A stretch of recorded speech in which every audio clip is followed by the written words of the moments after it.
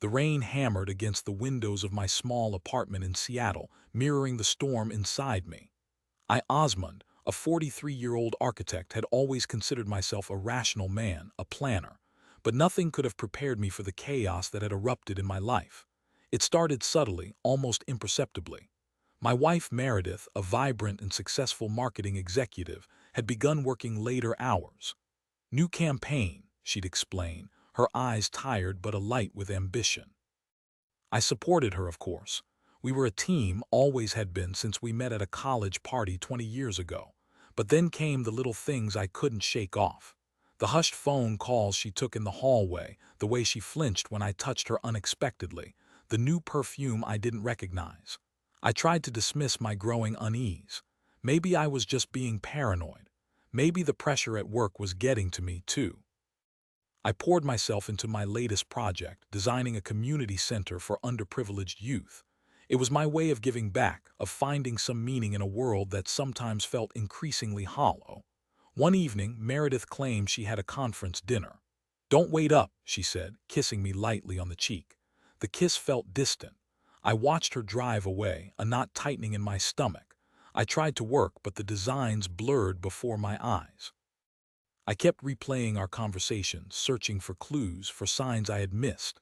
Finally, unable to bear the suspense any longer, I decided to do something I never thought I was capable of. I snooped. I waited until I was sure she wouldn't be back for hours, then I opened her laptop. It was password protected, of course, but I knew her birthday, our anniversary. I tried them all, one by one, my heart pounding. Finally, on the third attempt, her laptop blinked to life. I navigated to her email, my hands trembling. There it was, a thread titled Project Nightingale. The sender was unknown, but the content was unmistakable. The emails were filled with intimate details, rendezvous plans, and declarations of love. The words hit me like a physical blow, stealing my breath and leaving me reeling. "I can't stop thinking about you," one email read. "Last night was incredible. I wish I could be with you always." Another said, "My husband suspects nothing. He's so naive. It makes it almost too easy." Naive. That word stung the most.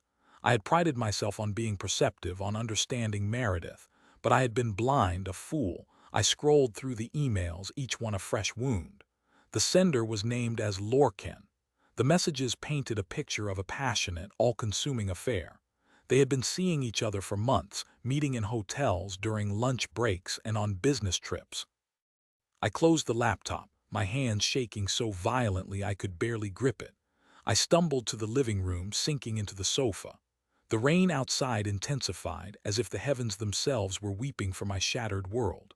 I stayed there for hours, numb, unable to process what I had learned. The woman I loved, the woman I had built my life with, had betrayed me in the most profound way imaginable. When Meredith finally came home, it was past midnight. She walked in, her face flushed, her hair slightly disheveled. "Long night?" I asked, my voice flat. She hesitated, her eyes darting around the room. "Yeah, the campaign is really demanding," she said, avoiding my gaze. I stood up, my legs unsteady. "I know about Lorcan," I said, the words hanging in the air. Her face paled. What are you talking about?" she stammered. I didn't answer. I simply walked to the laptop and opened it, showing her the email thread. She stared at the screen, her eyes wide with horror. "Osmond," she began, but I cut her off. "Don't," I said, my voice barely a whisper. "Just don't." That night we barely slept. Meredith tried to explain, to justify her actions. She said she felt neglected, that I was too focused on my work. She said she didn't mean for it to happen, that it just happened. But her words were hollow, meaningless. The trust was gone, shattered beyond repair. In the days that followed, our lives became a tense, unbearable dance of accusations and apologies. I moved into the guest room, unable to bear being in the same bed with her. I couldn't eat, I couldn't sleep, I couldn't focus on my work. I was a shell of my former self, consumed by anger, sadness, and a profound sense of loss. I knew I couldn't stay in that situation. I couldn't live with the constant reminder of her betrayal. So I made a decision. I contacted a lawyer, a sharp, no-nonsense woman named Bront. She listened to my story with a sympathetic ear, then laid out my options. "Divorce is the obvious choice," she said, "but you're entitled to more than just a clean break. We can pursue a claim based on her infidelity." I hadn't thought about that. I wasn't driven by money, but the idea of holding Meredith accountable for her actions appealed to me. As Bront began to investigate, she uncovered more details about the affair.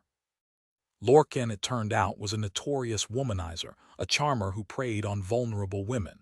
He had a string of broken relationships behind him, each one ending in heartbreak and financial ruin. He wasn't just having an affair with Meredith, he was manipulating her. He had convinced her to invest in a lucrative business opportunity, a scheme that turned out to be a complete scam. She had poured thousands of dollars into it, money that was now gone. When I confronted Meredith with this information, she broke down. She sobbed uncontrollably, confessing that she had been blinded by Lorcan's charm and promises. She had been so desperate for attention, for validation, that she had fallen for his lies. I felt a flicker of pity for her, but it was quickly extinguished by the realization that she had brought this upon herself. She had chosen to betray me, to deceive me, to risk everything we had built together. The divorce was messy and acrimonious. Meredith fought me every step of the way, trying to minimize her financial losses. But Bront was relentless, uncovering every hidden asset, every lie. In the end, Meredith was forced to pay a hefty settlement. She lost her job, her reputation, and her financial security. Lorcan, predictably, vanished without a trace, leaving her to face the consequences of her actions alone. I emerged from the divorce a changed man. The naive, trusting husband was gone, replaced by someone harder, more cynical. I threw myself back into my work, finding solace in the creative process. I designed a new community center, a symbol of hope and resilience. It was my way of rebuilding my life, of creating something positive out of the wreckage of my marriage. One day, while visiting the construction site, I met a woman named Gwyneth. She was a landscape architect, responsible for designing the gardens around the center. She was intelligent, compassionate, and had a quiet strength that I found incredibly appealing. We started talking, sharing our stories, our hopes, and our fears. I told her about my marriage, about the betrayal that had shattered my world. She listened without judgment, offering words of comfort and understanding. As we spent more time together, I found myself drawn to her. She made me laugh, she made me feel alive again. For the first time in a long time, I felt a glimmer of hope. I knew that I would never fully recover from the pain of Meredith's betrayal, but I was ready to move on, to open my heart to the possibility of love again. One evening, as we stood in the nearly completed gardens, Gwyneth turned to me, her eyes sparkling in the twilight. "Osmond," she said, I think I'm falling in love with you." My heart skipped a beat. I took her hand, feeling the warmth of her skin against mine. "I think I'm falling in love with you too," I said, my voice thick with emotion. We kissed, a gentle, tentative kiss that held the promise of a new beginning. As I looked into Gwyneth's eyes, I knew that I had found something truly special. I had found a woman who loved me for who I was, a woman who would never betray me. The rain had stopped and the sun was beginning to peek through the clouds, casting a golden glow over the gardens. It was a new day, a new life, and I was ready to embrace it with Gwyneth by my side.